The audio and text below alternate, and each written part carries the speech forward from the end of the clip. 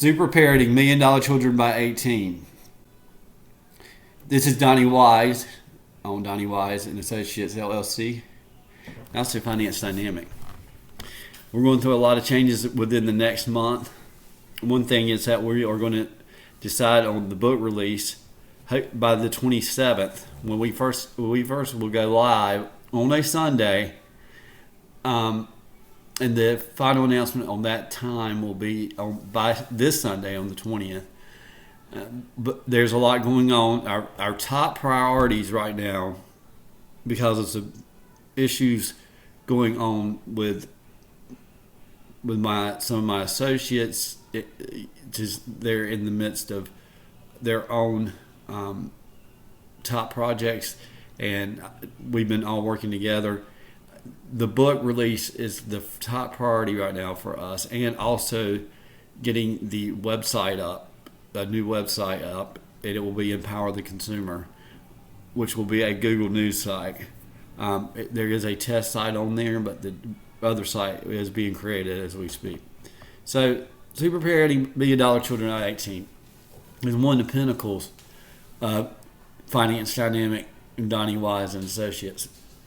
We are looking to provide online media, that's including publishing, of information that for businesses and consumers that they understand, that's relative to them.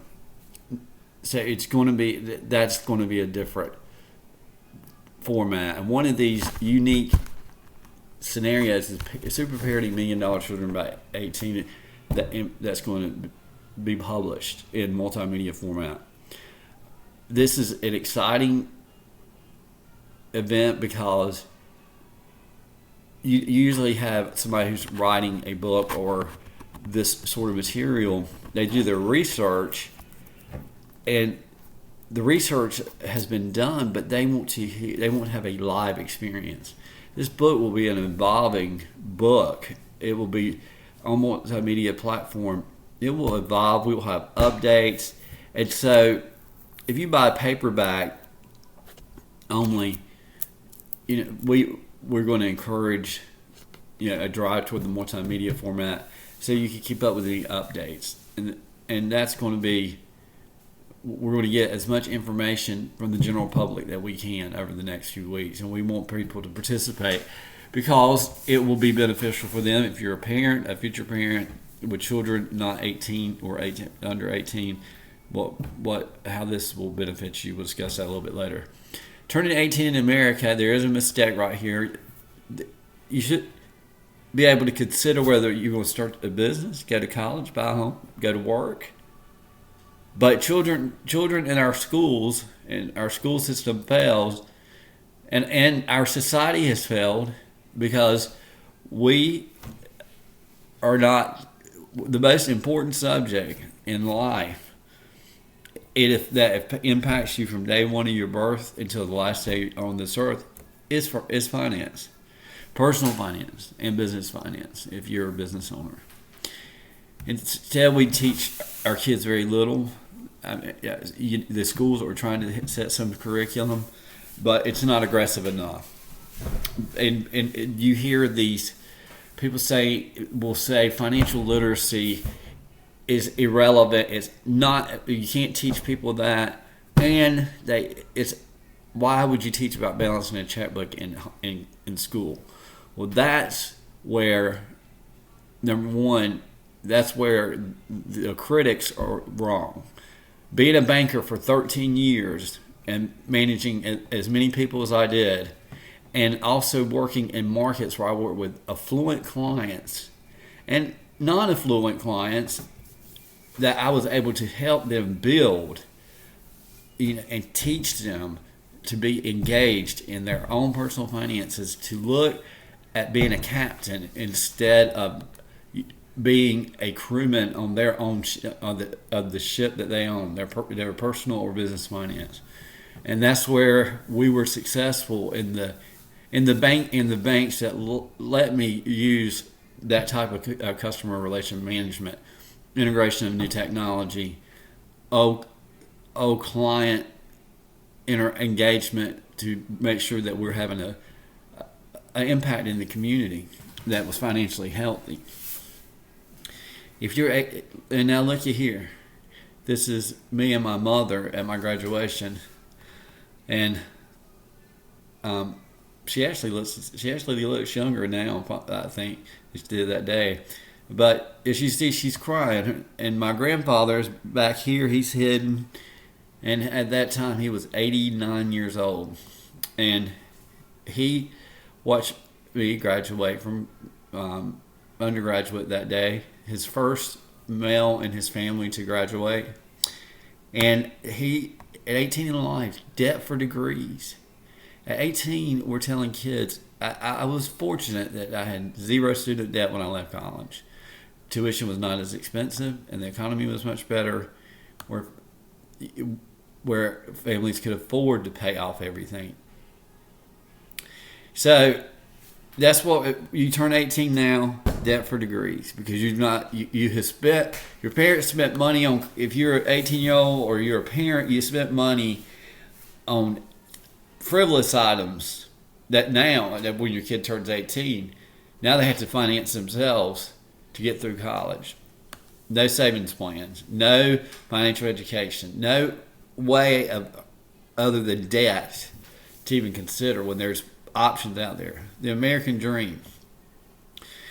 Because we're giving our young people so much debt at 18, we're sliding the debt yoke on them. The super parenting we want the American dream back. One goal of this book is to get back to what my father and my uncle were able to do. Parents today, when I talk about this book, there's parents living in poverty, and this is a widespread thought in the education system, that they live in poverty and they're not able to even provide food for their family. So how are they going to do something like this? Your book is misleading. Well, it does say $1 million children by 18. And we're going to show you what it takes to get up to $1 million in dollars. But we're also going to show you what $1 million can be worth in value too. And that's the two aspects of this book. We create debt for our young children now. When they turn 22, 23, they don't go to further program, higher graduate or any advanced higher learning programs such as JD for law, medicine, anything. We have stopped the innovation. My father and uncle in the 1970s, when I was a child, the economy was bad. The challenges were many. My father even stored gas on our farm, even though our house was not on the farm, because of the rationing. And the shortages. But they trusted the system, that the foundation of the community was together and they could work through this. The innovators were being taken out because people like my father and uncle would not be able to live the American dream today.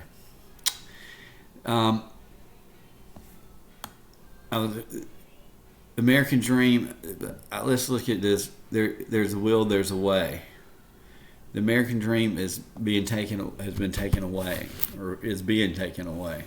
You still can make it in America, but with debt crushing you in your 20s, it's very hard. Then you don't have an education. You're literate. You're educated, very educated, maybe very intelligent, but you're illiterate when it comes to finance.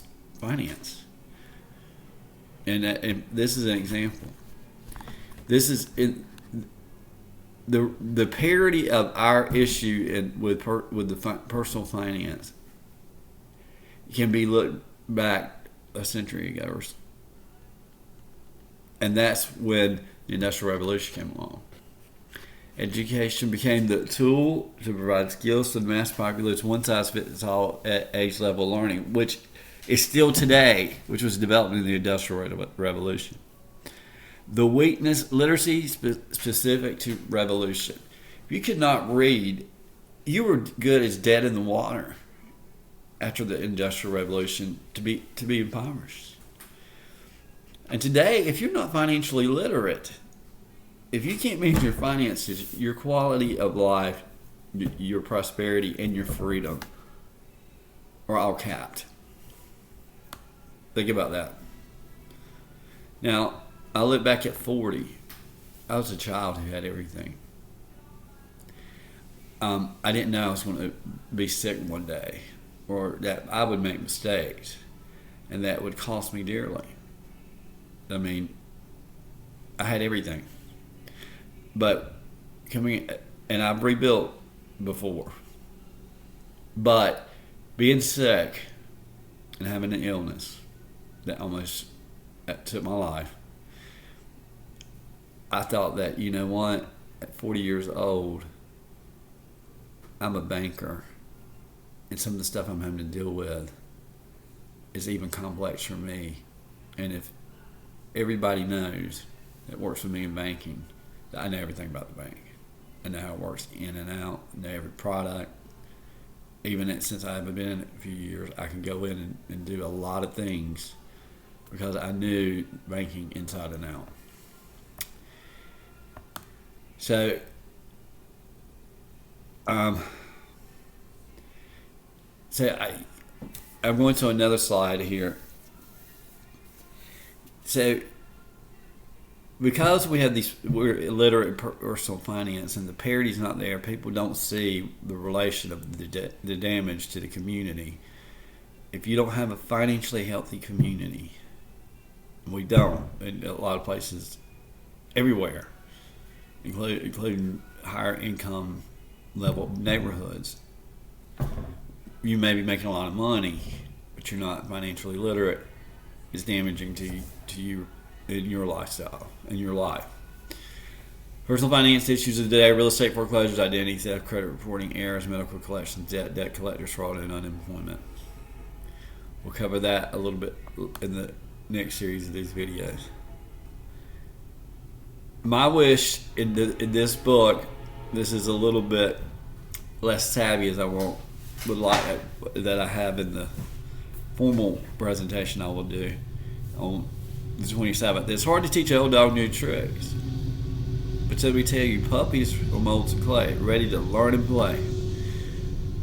With my experience, including my banking, realities from life, of being on top to bottom, and my success, and my life with the Depression era grandparents, today's reality, I want parents to become super parents, not by giving their 10-year-old and under money because they feel guilty and they're competing with the Jones next door. Because you know what? That's not going to help your kid at 18.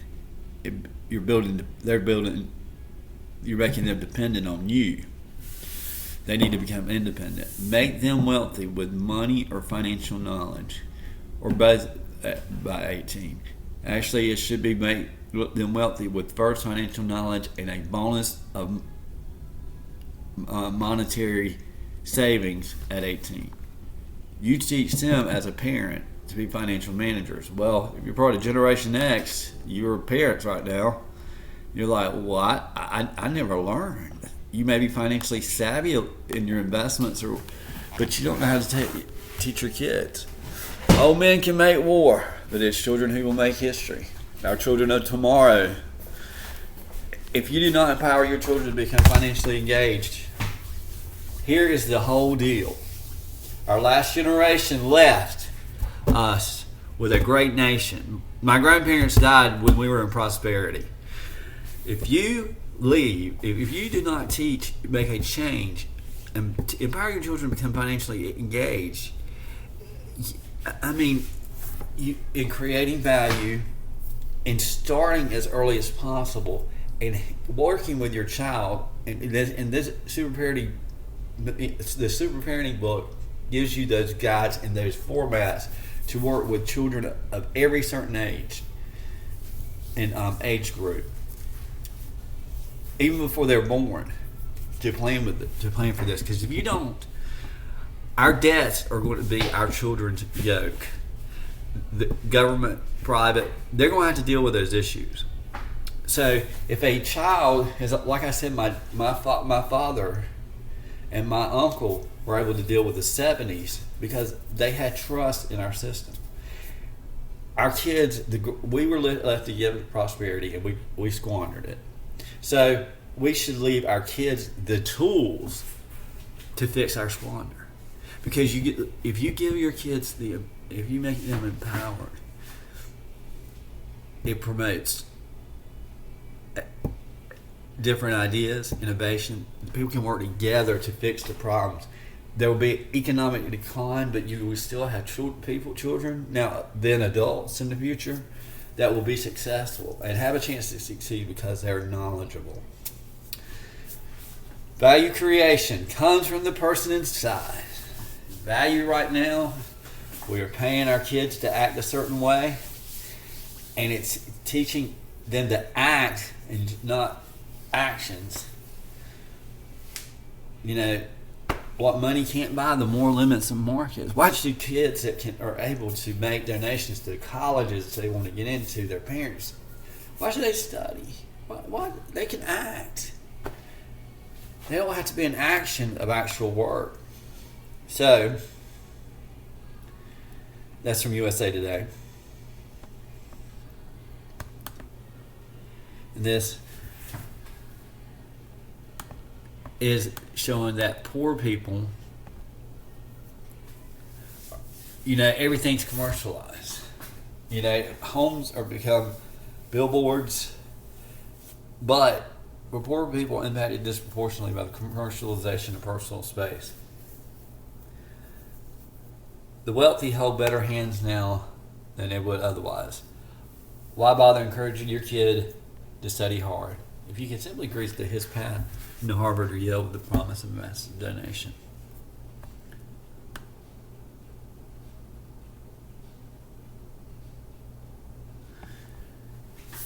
This is going to be the last slide for today. Financial literacy for kids. Kids this day from USA Today do not know about money. And I'm not talking about, when we were talking about financial literacy, people think of using your debit card, balancing your checkbook, all that stuff. When I talk about financial literacy, I had to do science projects. I remember even in physics having to put an egg and using straws to cushion and make something. It make it where we dropped it from the top of the roof of our school in high school, and it had to be built, or straws had to be built around the egg. The goal was not to break that egg. I was sick as a dog physically over this. My biggest fear, I'm not great with my hands. And because of that, I played sick that day. And I turned in my project on time, and I won second place. And you know what? Because it emboldened me to not be scared of science as I was. We should have small business fairs in every school, like science projects. We teach the children how to start a business, how to proceed starting it up, financing, and everything about it. And you embolden your kids not to be fearful in personal finance in doing projects like that. You also could do projects with how you save for college, contest. You teach them about, you don't just teach about a checkbook. You teach about, there's 3 life events you must save for: college, first home purchase, retirement. Also, another thing, if you want to be an innovator, you need to know how a business operates, even in high school. If you don't know the absolute utter details, but you understand what is needed, and you understand that if you don't have some of the items that are needed if you have a great business plan. Where can you go to get your business started? So, what your failing schools have taught you, they have not taught you personal finance, and so they teach sex education. You know how to put on a condom at 18. Don't mean I do not mean to offend anyone.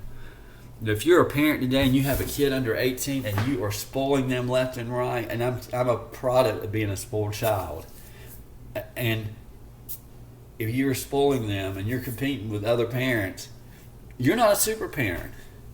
If your kid has not one dime saved or very little, and they're ignorant about personal finance, and yes, ignorant, you have sent your kid off as an adult ill prepared in our society, facing a very uncertain future. And this book helps you change that. The greatest gift of a generation, if you love your kids good enough, or if you want a family, you must love your family or that future child enough to know that bringing them the quality of life is to start saving for them first, early. You're a future parent, you start saving now. You're going to have a kid in 2 years. If you're a future parent, if you're planning on getting married, you start saving for your kid till 2, as aggressive as you can. And I know some people can't at that time because their incomes are lower than when their careers are further down the road. But one way or the other, it has to be made up.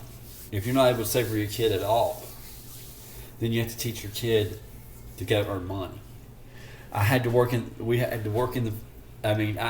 grew up as the first secure generation. Went to private school. Did not have to work on the farm, but I did. And I made money at it. I didn't save any of it, but I made money. And I thought about, my mom made a great analogy. If you had just saved 25 cents on the dollar in a separate savings account, that when you were sick or something happened to you, you'd still be a rich man. And we have passed the point of being sick, and now we're looking at the point of starting a business. And it's taken a long ways to get here. But I want people to become super parents. I want them to go to retirement and have a kid at 30 or 40 when they go to retirement. That is okay. And you know, we do that by our schools are not teaching personal finance, and we must. The last thing I will say today on this subject is that somebody I know who believed in doing stuff like this bragged to me one day that his 2 or 3 or young child was able to text. Well, what's that text going to do when they turn 18? We technologically integrate everybody.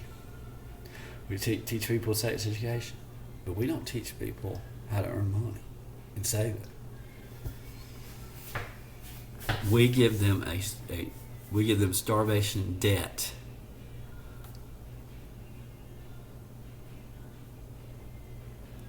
At 18, debt for a degree.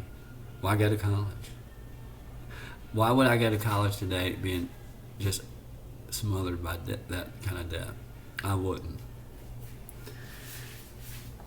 And in this slide presentation today, we will send out an email and put a post on mydonniewise.com, donniewise.live.com, and financedynamic.com.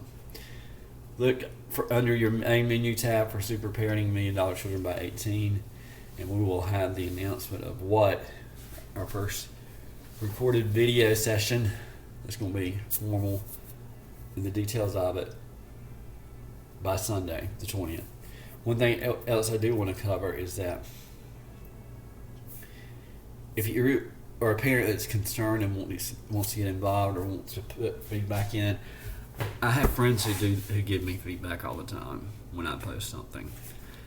We want to choose some families, and which nonprofit we decide to work with, and we're going to have a nonprofit in our own company that's going to be based out of California. That will get resources and to ensure some of our methods can easily be implemented, or show how it's implemented. So for the later versions of the book, so if you participate, it's not because we're going to. If you were to help write, you get paid money. You help participate as a parent. We want you to be your role with us will determine what benefits you get. So think about that. We're looking for any and everybody, and you can contact me, Donnie Wise, 919-208-5605. Email is DonnieWise@empowertheconsumer.com. And if you need that email address, go to the contact form under all the websites this is posted under, and you'll be able to get in touch with me. Thank you for your time today, and I will have another of these video sessions out on Friday, and we will make the announcement Sunday for our first Google Hangout YouTube broadcast and Ustream. We'll also record it. It's going to be promoted, and we'll announce the date of when we start be able to release the first volume of Super Parenting $1 Million Children by 18. Today is Wednesday. I wish everybody a good evening. Thank you.